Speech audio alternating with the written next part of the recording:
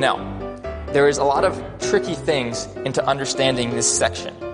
The first thing is that we have to remember that chapters 24 and 25 are all one continuous thought. Sometimes our Bibles have divisions inside each of the chapters, and sometimes we kind of lose our train of thought because of those. But as we're looking down through this, I want us to realize that this is all Jesus' answer to the disciples saying, when is the kingdom going to come? This section is called the Olivet Discourse because Jesus is on the Mount of Olives with his disciples. And he's answering their question that we read earlier.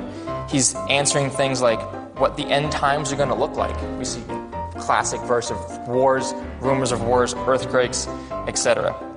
Verse 36, which Pastor Jeff read for us earlier, but concerning the day or the hour, no one knows, not the angels, not the Son, only the Father.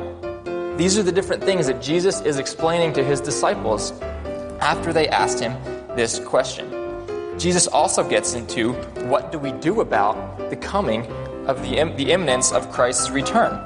And it presents us with two tasks. It presents us with waiting and working. There's a balance. The early church got these messed up and confused often.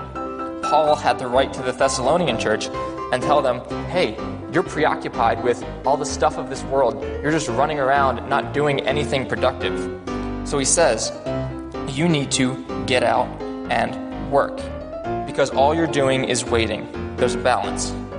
Peter had to write to his audience because they were confused about some of the false teachings that were going around that the second coming wasn't going to happen at all. So he had to remind them that the promise of Christ's coming is true and that he will come like a thief in the night, so they had better be ready waiting for him to come. There's a balance. So it's not just all watching and all waiting and not working. So because we don't know the moment or the hour, we are watching as well as working all the time.